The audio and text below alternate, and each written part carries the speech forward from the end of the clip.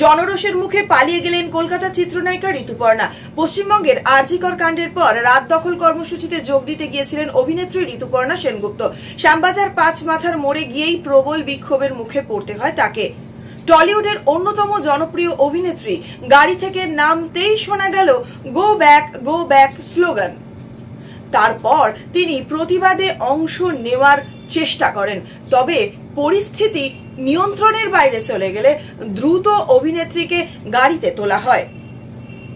তার দেহরক্ষিতা তাড়াতাড়ি তাকে সেফগার্ড করেন। এদিন রাত বাড়ার সঙ্গে সঙ্গে স্লোগানের জোর যেন আরো বাড়তে থাকে কলকাতায়।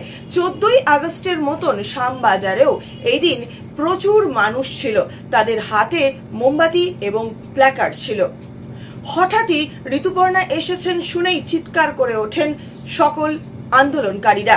কালো কাচের গাড়িতে গিয়ে তারা ধাক্কা মারতে থাকেন ঋতুপর্ণাকে।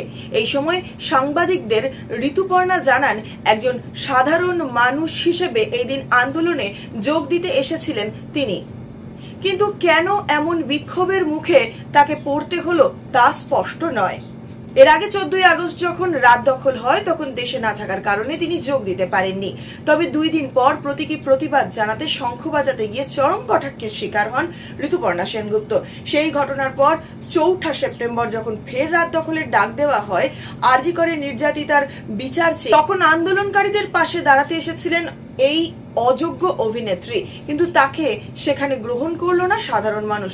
উল্টো জনরোষের মুখে পড়ে রীতিমতন পালিয়ে যান তিনি। তবে গাড়িতে উঠে বেরিয়ে যেতে চাইলেও নিস্তার পাননি। ঋতুপর্ণার গাড়িতে রীতিমতন ধাক্কাধাক্কি হয় এবং আন্দোলনকারীরা ধাক্কা দেন। কিছুটা দূরে এগিয়ে গিয়ে অভিনেত্রী গাড়িতে একটু দাঁড়াতেই ফের গাড়িতে ধাক্কা মারতে শুরু করে জনতা। ধাক্কা মারতে এগিয়ে আসে একজন যুবক। এই সময় তারা চিৎকার করে বলেন ঋতুপর্ণা পালিয়ে গেছে। এদিকে অমিতাভ, শাহরুখ, সালমান কত টাকা কর দিলেন জানলে আপনিও অবাক হয়ে যাবেন।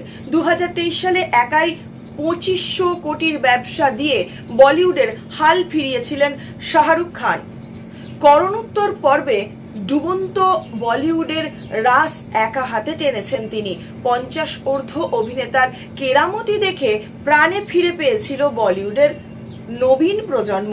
দক্ষিণ সিনেমার সঙ্গে প্রতিদ্বন্দ্বিতায় যখন খাবি খাচ্ছে হিন্দি সিনে ইন্ডাস্ট্রি, তখন কিং খান কিন্তু বলিউডের বৃহস্পতি তুঙ্গে তুলেছিলেন। আর একবার 2024 সালের দেশের সর্বোচ্চ সেলেব করদাতা হিসাবে তার নাম এসেছে। কার? কিং খানের। ফরচুন ইন্ডিয়ার রিপোর্ট অনুযায়ী চলতি অর্থবর্ষে 92 কোটি রুপির আয় কর দিয়েছেন শাহরুখ খান। অন্যদিকে এগিয়ে আছেন দক্ষিণী সুপারস্টার থালাপতি বিজয়, তিনি আছেন দ্বিতীয় স্থানে। কর দিয়েছেন 80 কোটি রুপি। 75 কোটি রুপি দিয়ে তৃতীয় স্থানে রয়েছেন সালমান খান। অভিনেতা অমিতাভ বচ্চনকে আয় কর দিতে হয়েছে 71 কোটি রুপি।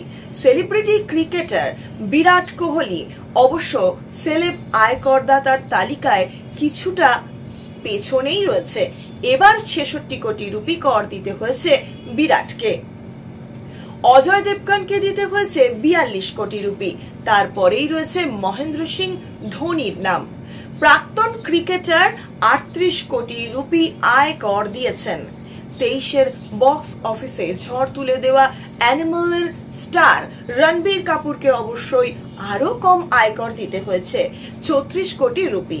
ঋতিক রোশন এবং সচিন তেন্ডুলকার একই অঙ্কের আয়কর দিয়েছেন।